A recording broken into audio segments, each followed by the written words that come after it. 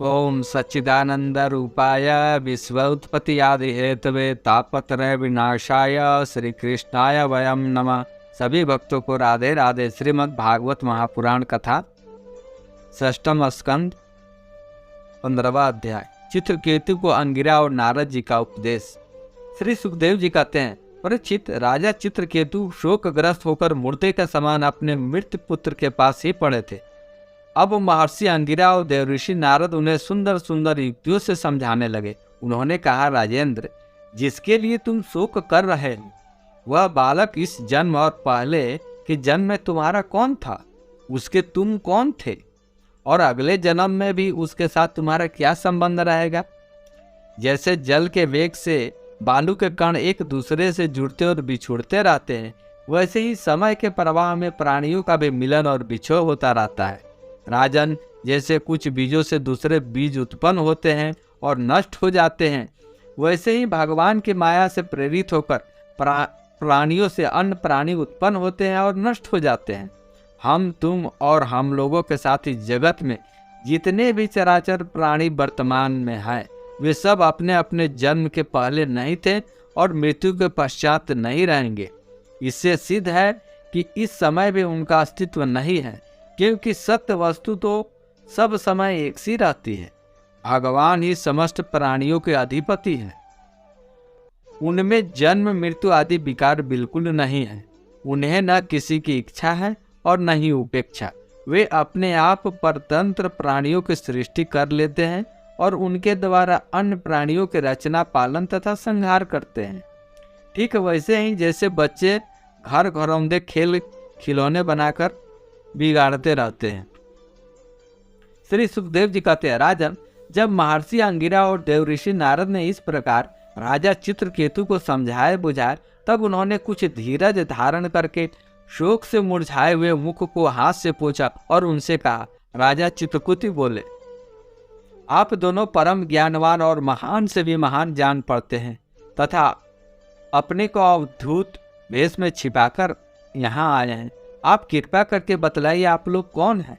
मैं जानता हूँ कि बहुत से भगवान के प्यारे ब्रह्म वेत्ता मेरे जैसे विषयाग्रस्त प्राणियों को उपदेश करने के लिए उन्मत्त सा वेश बनाकर पृथ्वी पर स्वच्छंद विचरण करते हैं। सनत कुमार नारद, ऋभु, अंगिरा, देवल, अस्थिल आदि, ऋतुध्वज, ये सब तथा दूसरे सिद्धेश्वर ऋषि मुनि ज्ञानदान करने के लिए पृथ्वी पर विचरते रहते हैं। स्वामियों, मैं विषय भोगों में फंसा हुआ मूढ़ बुद्धि ग्राम पशु हूँ और अज्ञान के घोर अंधकार में डूब रहा है। आप लोग मुझे ज्ञान की ज्योति के प्रकाश के केंद्र में लाइए। महर्षि अंगिरा ने कहा, राजन, जिस समय तुम पुत्र के लिए बहुत लालायित थे, तब मैंने ही तुम्हें पुत्र दिया था। मैं अंगिरा हूँ। ये जो तुम्हारे सामने खड़े हैं, वे स्वयं ब्रह्मा जी के पुत्र सर्वसमर्थ श्री नारद जी हैं। हम लोगों ने देखा कि तुम पुत्र शोक के कारण बहुत ही घने अज्ञाना अंधकार में डूब रहे हो। तब सोचा कि तुम भगवान के भक्त हो, शोक करने योग्य नहीं हो, अतः तुम पर अनुग्रह करने के लिए ही हम दोनों यहाँ आए हैं। राजन, सच्ची बात तो यह है कि जो भगवान और ब्राह्मणों का भक्त है, उसे किसी अवस्था में शोक नहीं करना चाहिए। जिस समय पहले बाल मैं तुम्हारे घर आया था, उसी समय मैं तुम्हें परम ज्ञान को उपदेश देता, परंतु मैंने देखा कि अभी भी तुम्हारे हृदय में पुत्र की उत्कट लालसा है, इसलिए उस समय तुम्हें ज्ञान न देकर मैंने पुत्र दिया। अब तुम स्वयं अनुभव कर रहे हो कि पुत्रवानों की कितना दुख होता है। यही बात स्त्री, घर, धन, विविध प्रकार के ऐश्वर्य, संपत्तियां, शब्द, रूप, रस आदि विषय, राज वैभव, पृथ्वी, राज, सेना, खजाना, सेवक, आत्मीय, सगे संबंधी, इष्ट मित्र सबके लिए है, क्योंकि ये सब के सब अनित्य हैं। सूरसेन, अतएव ये सभी शोक, मोह, भय और दुख के कारण है। मन के खेल खिलौने हैं, सर्वथा कल्पित और मिथ्या है, क्योंकि यह न होने पर भी दिखलाई पड़ रहे हैं। और यही कारण है कि ये एक क्षण दिखने पर भी दूसरे क्षण लुप्त हो जाते हैं। ये गंधर्व नगर स्वप्न, जादू और मनोरथ की वस्तुओं के समान सर्वथा असत्य है। जो लोग कर्म वासनाओं से प्रेरित होकर विषयों का चिंतन करते रहते हैं, उन्हीं का मन अनेक प्रकार के कर्मों की सृष्टि करता है। जीवात्मा का यह देह जो पंचभूत ज्ञानेंद्रिय और कर्मेंद्रियों का संघात है, जीवों को विविध प्रकार के क्लेश और संताप देने वाली कही जाती है। इसलिए तुम अपने मन को विषयों में भटकने से रोककर शांत करो, स्वस्थ करो और फिर उस मन के द्वारा अपने वास्तविक स्वरूप का विचार करो तथा इस द्वैत भ्रम में नियतत्व बुद्धि छोड़कर परम शांति रूप परमात्मा में स्थित हो जाओ। देवऋषि नारद ने कहा, राजन, तुम एकाग्र चित्त से मुझसे यह मंत्रोपनिषद ग्रहण करो। इसे धारण करने से 7 रात में तुम्हें भगवान शंकरसन का दर्शन होगा।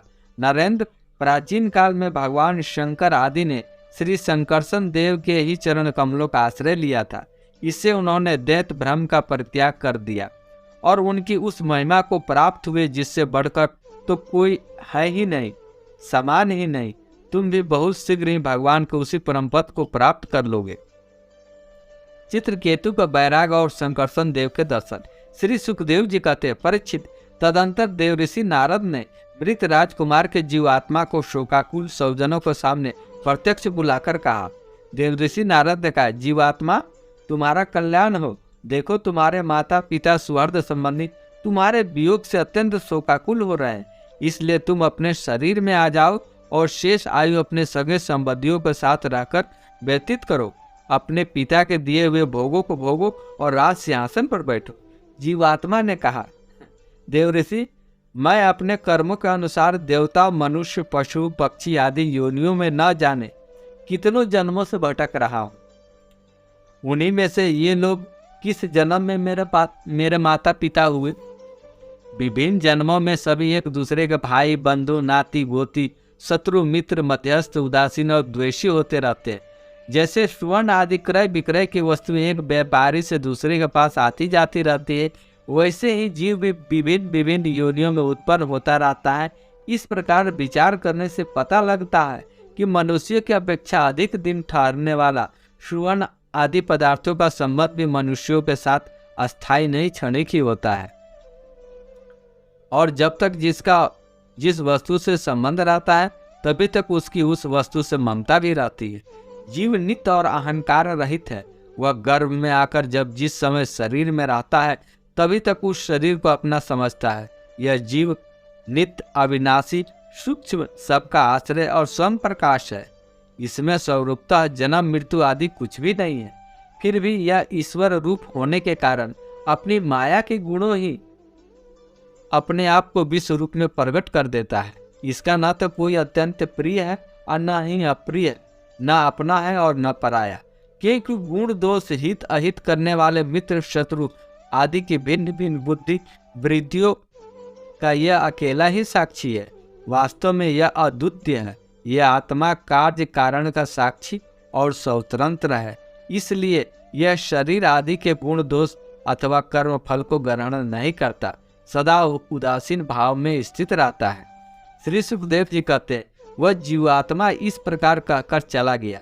उसके सगे संबंधी उसकी बात सुनकर अत्यंत विस्मित हुए। उनका स्नेह बंधन कट गया और उसके मरने का शोक भी जाता रहा है। इसके बाद जाति वालों ने बालक की मृत देह को ले जाकर संस्कार किया और आर्धदेहिक क्रियाएं पूर्ण की।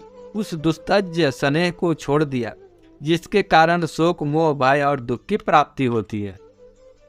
परीक्षित, जिन रानियों ने बच्चे को विष दिया था वे बाल हत्या के कारण श्रीहीन हो गई और लज्जा के मारे आंख तक नहीं उठा सकती थी। उन्होंने अंगिरा ऋषि के उपदेश को याद करके यमुना जी के तट पर ब्राह्मणों के आदेशानुसार बाल हत्या का प्रायश्चित किया। परीक्षित, इस प्रकार अंगिरा और नारद जी के उपदेश से विवेक बुद्धि जागृत हो जाने के कारण राजा चित्रकेतु घर गृहस्थी के अंधेरे कुएं से उसी प्रकार बाहर निकल पड़े जैसे कोई हाथी तालाब के कीचड़ से निकल आए। उन्होंने यमुना जी में विधि पूर्वक स्नान करके तर्पण आदि धार्मिक क्रियाएं की। तदंतर सतेंद्रिय और मौन होकर उन्होंने देवऋषि नारद और महर्षि अंगिरा के चरणों की वंदना की। भगवान नारद ने देखा कि चित्रकेतु जितेंद्रिय, भगवत भक्त और शरणागत है, अतः उन्होंने बहुत प्रसन्न होकर उन्हें इस विद्या को उपदेश दिया।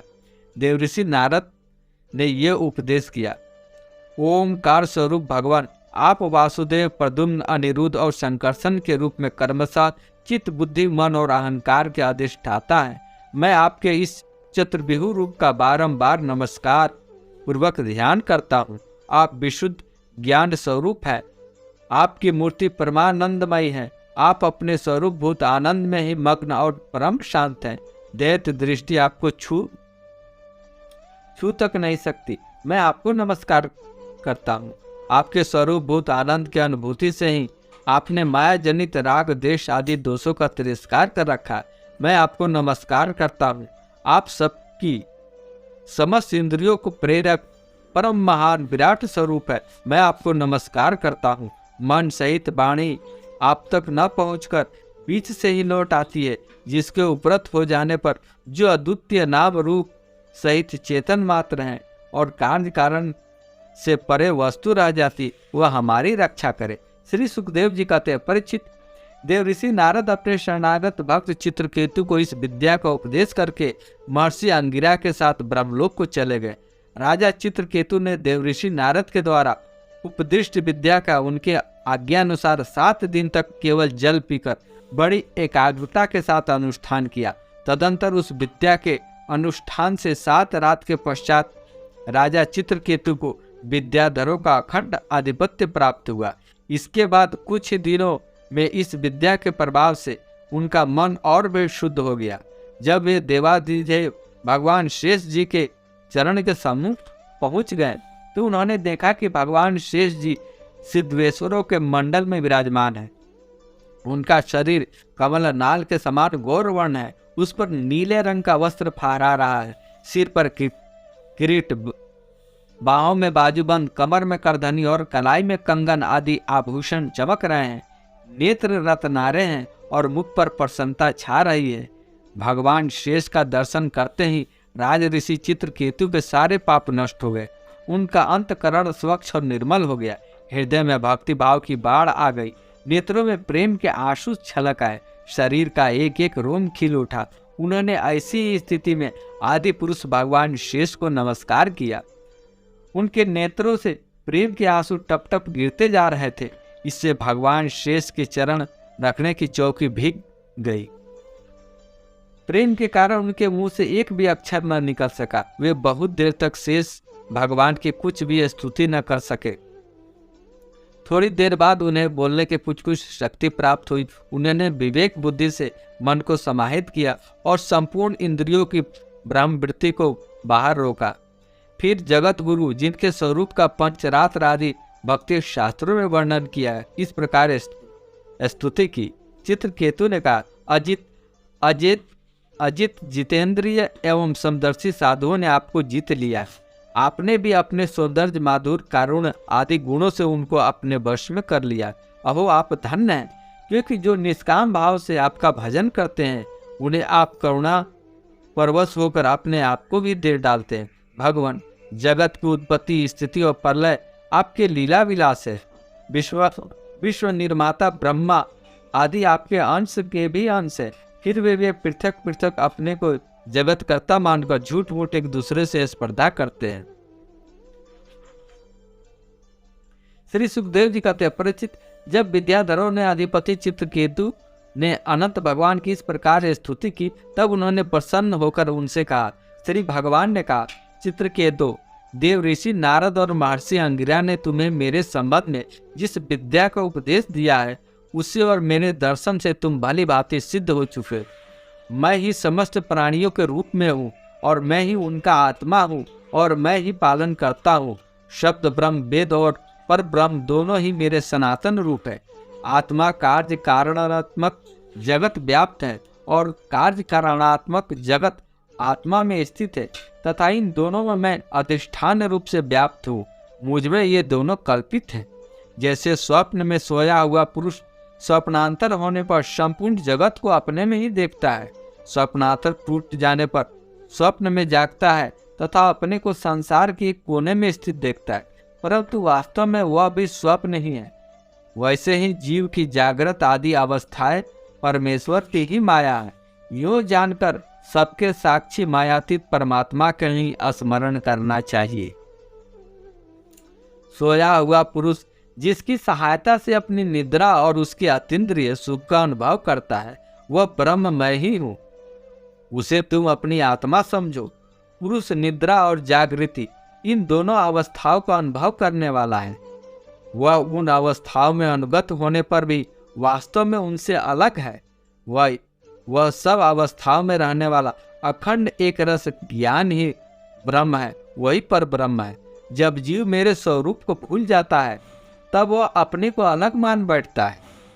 इसी से उसे संसार के चक्कर में पड़ना पड़ता है और जन्म पर जन्म, मृत्यु पर मृत्यु प्राप्त होती है। यह मनुष्य योनि ज्ञान और विज्ञान का मूल सूत्र है। जो इसे पाकर भी अपने आत्मस्वरूप परमात्मा को नहीं जान लेता, उसे कहीं किसी भी योनि में शांति नहीं मिल सकती है। राजन, सांसारिक सुख के लिए जो चेष्टाएं की जाती है उनमें श्रम और कलेश है, और जिस परम सुख के उद्देश्य से की जाती है उसके ठीक विपरीत परम दुख देती है। किंतु कर्मों से निवृत्ति हो जाने में किसी प्रकार का भय नहीं। यह सोचकर बुद्धिमान पुरुष को चाहिए कि किसी प्रकार के कर्म अथवा उनके फलों का संकल्प न करे। जगत के सभी स्त्री पुरुष इसलिए कर्म करते हैं कि उन्हें सुख मिले और उनका दुखों से पिंड छूटे, परंतु उन कर्मों से न तो उनको दुख दूर होता है न उन्हें सुख की प्राप्ति ही होती है। जो मनुष्य अपने को बहुत बड़ा बुद्धिमान मानकर कर्म के पचड़े में पड़े हुए हैं, उनको विपरीत फल मिलता है। यह बात समझ लेनी चाहिए और साथ ही यह भी जान लेना चाहिए कि आत्मा का स्वरूप अत्यंत सूक्ष्म है। जागृत, स्वप्न, सुषुप्ति इन तीनों अवस्थाओं में इनके अभिमान से विलक्षण है। यह जानकर इस लोक में देखे तो परलोक के सुने हुए विषय भोगों से विवेक बुद्धि के द्वारा अपना पिंड छुड़ा लेना। ज्ञान तथा विज्ञान में ही संतुष्ट रहकर मेरा भक्त हो जाए। जो लोग योग मार्ग का तत्व समझने में निपुण हैं, उन्हें भली भांति समझ लेना चाहिए कि जीव का सबसे बड़ा स्वार्थ और परमार्थ केवल इतना ही है कि वह ब्रह्म और आत्मा की एकता का अनुभव कर ले। राजन, यदि तुम मेरे इस उपदेश को सावधान होकर श्रद्धा भाव से धारण करोगे तो ज्ञान एवं विज्ञान से संपन्न होकर शीघ्र ही सिद्ध हो जाओगे। श्री सुखदेव जी कहते हैं, राजन, जगत गुरु विश्वात्मा भगवान श्री हरि चित्रकेतु को इस प्रकार समझा बुझाकर उनके सामने से वहां अंतर ध्यान हो गए। शेष अगले अंक में। जय जय श्री राधे, जय जय श्री राधे, जय जय श्री राधे।